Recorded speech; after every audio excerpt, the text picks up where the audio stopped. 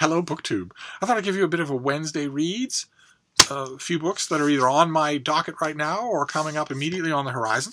And we'll start with, I'll just do 4 books. I won't, there's a lot of videos today, so I won't make this a long video. But we'll start with the kind of book that I mentioned before. I mentioned in a couple of videos now that recently, in the last 2 years, a certain kind of book has started to appear. And they have all sorts of deep sociological and philosophical underpinnings, and their range is very wide across Eastern and Western society and across, various writings from Hume and Locke all the way to the present day. But really, underneath the surface, in a very important way, they are Trump books. And this is the latest of them. This is The Rise and Fall of Peace on Earth by Michael Mandelbaum. And I don't mean to sell it short. It not literally, it's a very short book, but this guy is a very serious historian. He's a deep thinker, a deep and excellent policy analyst. And I'm sure that if you asked him, he would say that this book is about things that have been bothering him for years. But the catalyst was Trump. This is a Trump book. This is about whether or not the rise of progressive, forward-looking, and egalitarian Western societies in the wake of World War II was a blip on the radar. That it's not the new normal from which there can be deviations, but in the whole that it will be the norm. But it is in fact a weird anomaly and not something we should look to see survive. And in the book, the author points at 3 culprits for taking big sledgehammer blows to peace on Earth. And they are Putin's revanchist Russia, the new aggressive hybridization of Chinese culture and hyper-capitalism, and the rise of Khomeini-style Shia clerics in Iran. The author points to those 3 forces as majorly disrupting the onward path of progression, enlightenment, and peace in the world. And I'm sure that he will make great points about all 3 of those, but he wouldn't have written this book under President Obama. He wouldn't have felt the need. He might still have worried about those 3 factors, but he wouldn't have felt the need to write the book without the catalyst of Donald Trump. So, I mean, I will read this. I am sure that it will be intensely thought-provoking. I can't wait. I will, in fact, be reading it as soon as I finish up the day's festivities. It will be the first thing on my docket tonight. And I am sure that when I come to review this book, I will not have a need anywhere in my book to mention Donald Trump. But nevertheless, history, I am sure, hindsight, will see all of these things as a piece, from the idiotic ones all the way to the deep ones. All of them as being a sociological response to terror, to a vast number of people all across the spectrum suddenly being afraid for things they had never thought were vulnerable before. And I won't mention it in a review. I won't harp on it, but it will be on my mind. And this next one's a tough one. The first one's a tough one too. This is in part a tough reading lineup here. I'm going to take it easy on myself at the end of the lineup, as you will see. But this next one is by Matt Farwell and Michael Ames, and it is American Cipher. It looks like it's going to be the definitive book on Bo Bergdahl. Who, in the war on terror, he is one of the most confusing, most agonizing, most complex and conflicted subjects. I wonder if they do a better job. Yeah, okay. Let me instead of getting my jaundiced overview. Private First Class Bo Bergdahl left his platoon's base in eastern Afghanistan in the early hours of June 30th, 2009. Since that day, easy answers to many questions surrounding his case. Why did he leave his post? What kinds of efforts were made to recover him from the Taliban? And why, facing a court-martial, did he plead guilty to the serious charges against him, have proved elusive? Taut in its pacing, but sweeping in its scope, American Cipher is the riveting and deeply sourced account of the nearly decade-long Bergdahl quagmire, which, as the journalist authors persuasively argue, is as illuminating an episode as we have to seek the larger truth of the United States and how it lost its way in Afghanistan. The book tells the parallel stories of a young man's halting coming of age and a nation stalled in an unwinnable war, revealing the fallout that ensued when the two collided. a fumbling recovery effort that suppressed intelligence on Bergdahl's true location and bungled multiple efforts to bring him back sooner, a homecoming that served to deepen the nation's already vast political fissure, a trial that cast judgment not only on the defendant but on almost everyone involved. The book's beating heart is Bergdahl himself, an idealistic, misguided soldier onto whom a nation projected the political and emotional complications of service. I don't know how much in the way of specifics that really tells you. But this is a tough subject, and I admit I am going into this book with a pretty well-formed opinion of my own about Bo Bergdahl. I believe that he is completely guilty. I think the facts on their face just obviously say that he was trying to desert, and the whole thing went wrong and ugly. And suddenly he was caught in a process and had to turn it around. I'll be interested in seeing what these authors have to say, but it's a horrible subject, and also, you know, it's extra salt in the wound to read offhand characterizations of the war in Afghanistan as unwinnable. It's just. The war in Afghanistan, of course, is winnable, but not if you want to stay America. Not if you want to do it in a way that you can hold your head up at home. Let's just put it this way: if any Roman emperor, even the most incompetent, if any Roman emperor were suddenly brought forward in time and given access to the American government, they could win the war in Afghanistan in about a year. The way to win is obvious. Eliminate the combat-ready population and occupy the country from stem to stern. With a capital O. Occupy with a capital O. So not that you have a couple of guys with machine guns walking around casually in the marketplace, but rather that all the male population is dead and that all travel on any roads is forbidden and that there's martial law and a curfew at sunset. Forever. That would do it. It wouldn't be. America could do that in the course of a year, and that would end the war.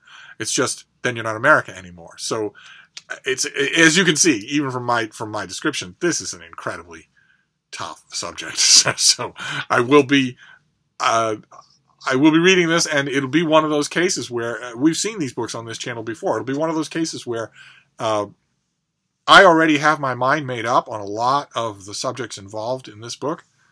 That will complement my reading instead of frustrate it. I am ready to have my mind, which is already made up, unmade and remade. I am ready to have that happen. That's the only way to read. It's the only way to think, as far as I'm concerned. You need to keep rubbery knees. You need to keep flexibility. Otherwise, what's the point? If you're reading books to reinforce what you think you already know, what's the point?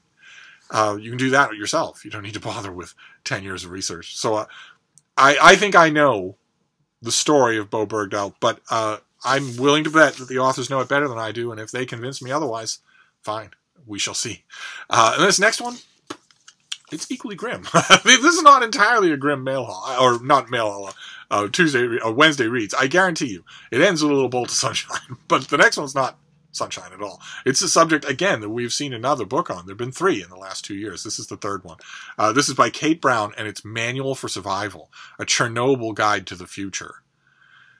And the subtitle notwithstanding, this is mostly a book about the Chernobyl disaster. And it stresses what Midnight in Chernobyl and Serhii Plokhy's book Chernobyl also stress, which is that the Soviet government worked hard to compartmentalize and to deliberately obscure the extent of the disaster.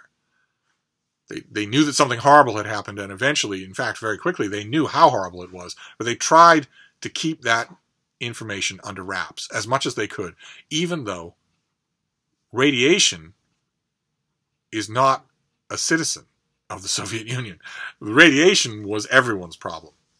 Thousands of people died of radiation poisoning, either quickly or in very short term in Ukraine, as a direct result of Chernobyl. And as a direct result of not being told, as a direct result of the Soviet Union thinking, well, if we don't talk about it, then it's not bad. When radiation moves anyway, it doesn't care what your top-down mums the word policy is. So the author does talk about, from what I've heard of this book, the author does talk about